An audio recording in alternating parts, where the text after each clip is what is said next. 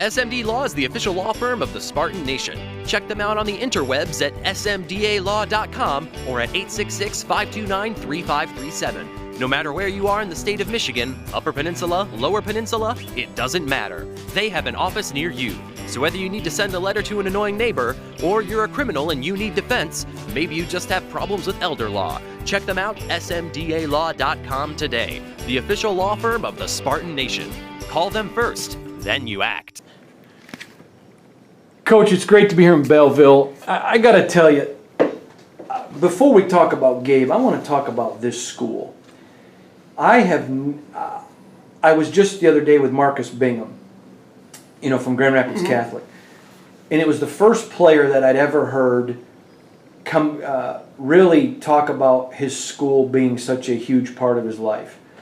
And I talked to Gabe afterwards, and Gabe must have watched Marcus because Gabe felt the same way about Belleville. But this place is special. This is a place where you don't see an athlete, you see a person. And every time I talk to Gabe, which I talk to him all the time, and you heard him and I just talked, he's calling me on Father's Day and telling me about the offer and all that kind of stuff. He always talked about you, this program, the people. He never talked about basketball. To me, that's just so special. What is it about Belleville? It is a neat place. We're a big school. I think we're in between 1,700 and 1,800 kids. We have this beautiful palace of a 5-6-year-old building, but there is a real sense of community here, and maybe we owe that to a lot of the tradition that's been here. I think about I'm coaching at Mike Garland's old high school, where he went to school, played, and then eventually coached too, which is neat for me. But we're also a one high school district, and I think despite our size, we still have a really good sense of community, which I think is hard to have. I hope they never split it and have two. Yeah, I do too. This is only my 5th year here. This is where I want to finish my career at the high school level. It's been a great place. I'm fortunate enough to teach here too. I definitely approach building our basketball program. We were down for a few years when I got here. And I definitely approach it as building a family. I want to talk about, very quickly, I mentioned this in my interview with Gabe, but I'm going to tell you too. I'm not being disparaging when I say this, but Belleville is kind of like this gem jewel that doesn't get a lot of talk around the state, but it really is. I mean, in every sport you're competitive, in every sport you're good. The academics, this place is outstanding in academics.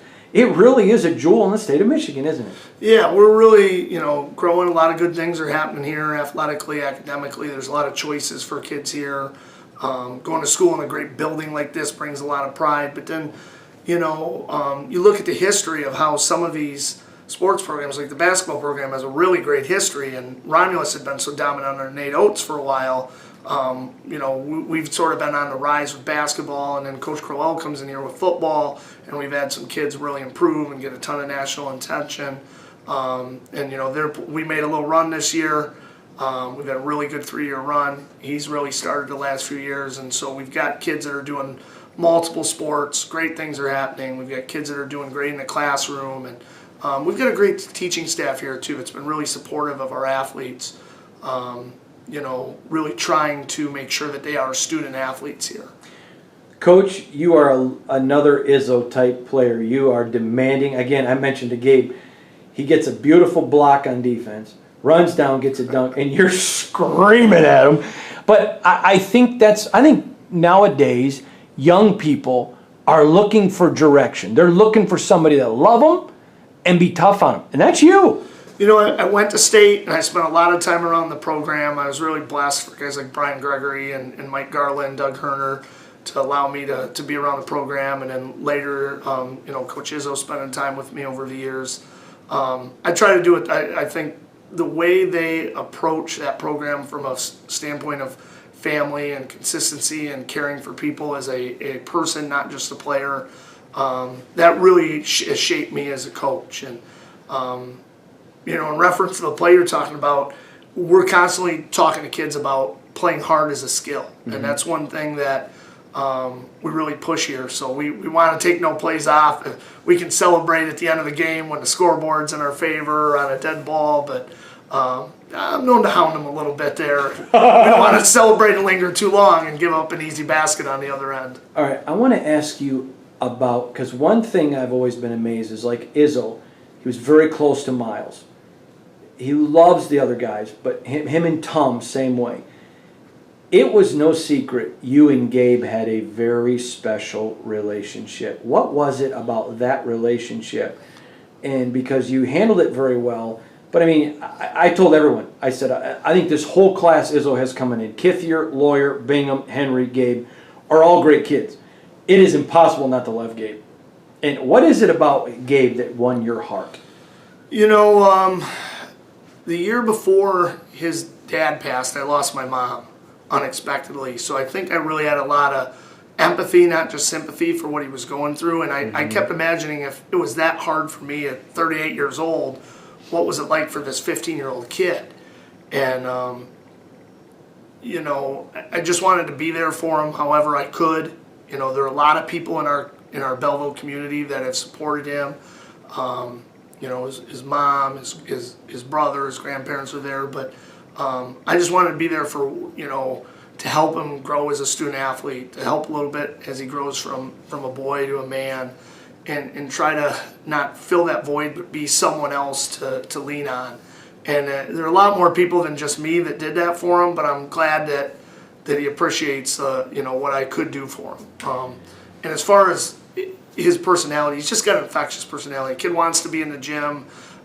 He appreciates, he's always been thankful and to help, even if he doesn't like it at first, you know, pushing him to be a better student, you know, pushing him to be a better player, to get in better shape. As that stuff has come to fruition, he's always come back and been very appreciative and thankful. And that's all you really want as a coach. You want to see him grow, and that little bit of appreciation, you know, that gets us to do it with the next group of kids too. And he'll be missed, but you know, I'm excited. He's going to a great place with great people.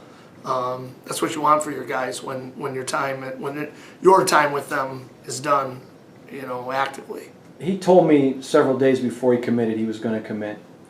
And I said, think about it. And I said, not think about Michigan State, but think about, I said, have a heart. And he goes, a thankful heart. How many kids his age think that way? Because let me just say something. I'm a dad, 3 kids. None of mine would have thought that way. I'm just being completely honest. Yeah, I mean, I've been fortunate to be around some kids that have really appreciated their opportunities. You know, one that comes to mind, honestly, is Alex Gana, who went to the same place. Yep. Just a kid who really understood, for different reasons, why it was such a big opportunity.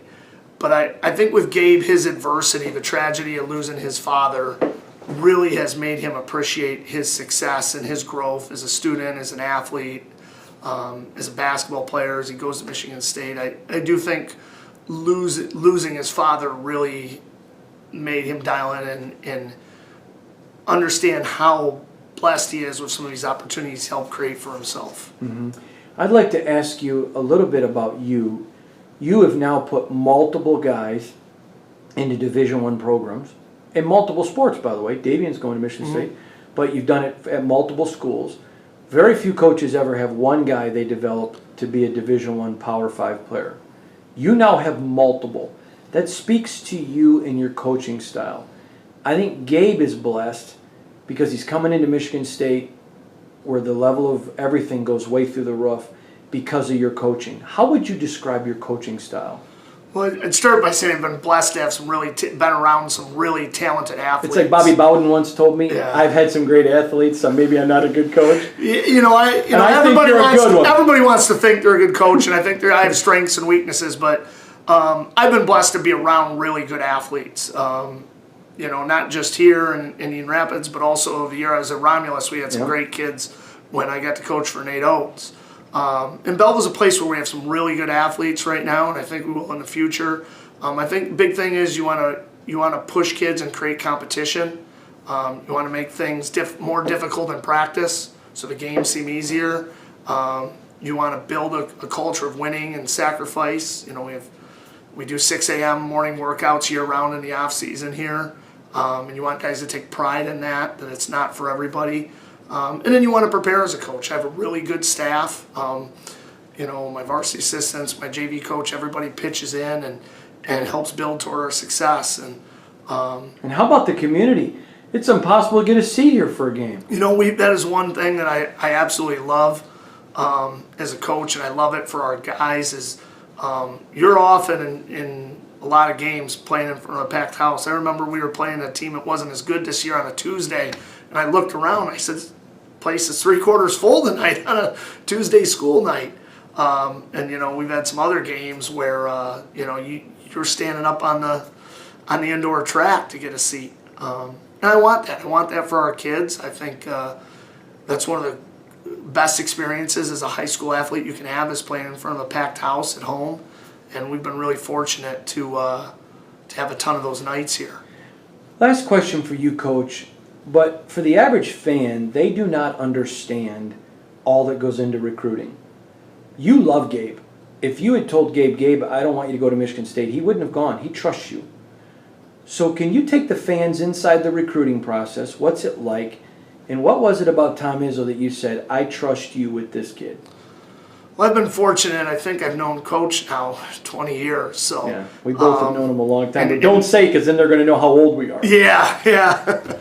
I try to think about, I want my players to be somewhere where I would want my own son.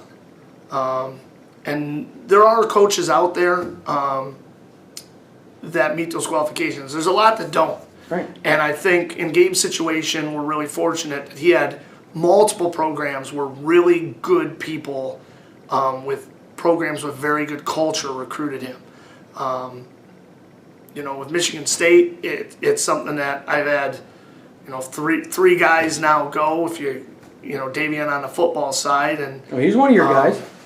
In Alex. Was in AG too. That I've always tried to remove the fan and the alumni from that, because that guy definitely wants him to go. And Ben, is this the right fit for this kid? And is this what this kid really wants? And in Gabe's situation, there was just no question. That was something his dad wanted for him. It was something he dreamed about.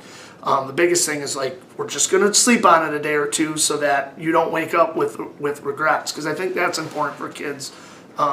I don't want kids to commit on the spot. I want them to have to let it soak in, really think about it, talk with people. And I don't like this commit, decommit, recommit, uncommit, decommit One stuff. of the things I talk about with kids that have been fortunate to recruit, when you make a decision, we want to stick to it. So let's, put the brakes on if you need to, but make a really good decision so that that's your word. That's who you are as a person.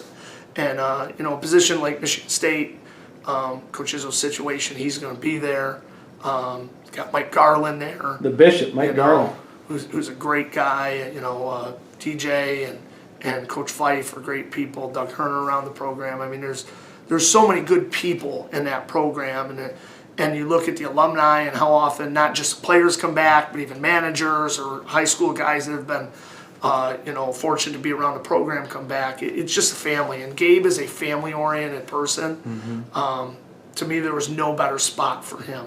Last question. You've been back and watched Alex, but Gabe's a different kind of kid. What's that going to be for you the first time you sit in those stands and watch him come out in that uniform and play?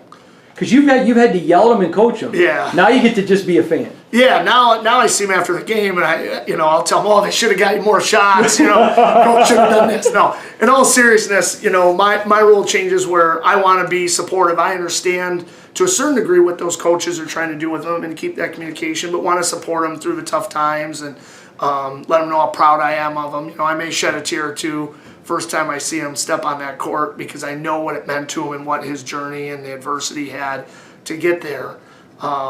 It'll be a special moment. It'll be a special moment. Gabe and then Davion with football too. They're two kids that are always be special. My son is 4 years old, so he's grown up with these guys. He doesn't know anything. He's still at home shooting on his basket and dunking on his little hoop in the house, going, "Oh, it's a Davion dunk or a Gabe 3-pointer." It's like so it'll be really special for He's them. grown up with D'Antonio and Izzo. He knows all the players, so he doesn't think that other people don't. You know what I mean? It's a whole different world. We're still trying to explain to him that those guys aren't going to be on the big Tiger squad next year. And it's Connor Bush and some of these other guys that that are coming up, and it'll be neat, to see that and watch him progress and see him have success there as a student and an athlete.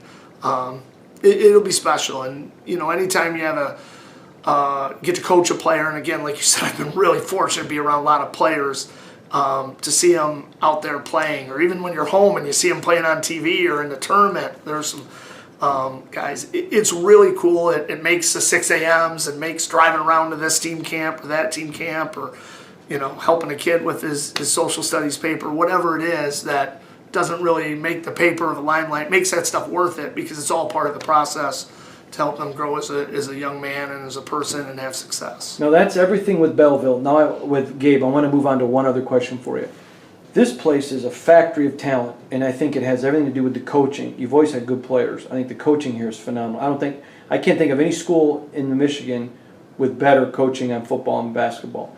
But just on the basketball front, looking to the future, give us some names of some guys that you think people are going to want to watch, that you think are Division I capable players, or potentially. We have 2 sophomores that played up this year that'll be juniors next year that are Division I athletes. Connor Bush is a 6'4" kid, played out of position. He'll move to the wing with Davion and Gabe graduating. He won the state high jump as a freshman, 6'6", and transferred over here from Plymouth. We were really pleased with him. Had a great year in the classroom.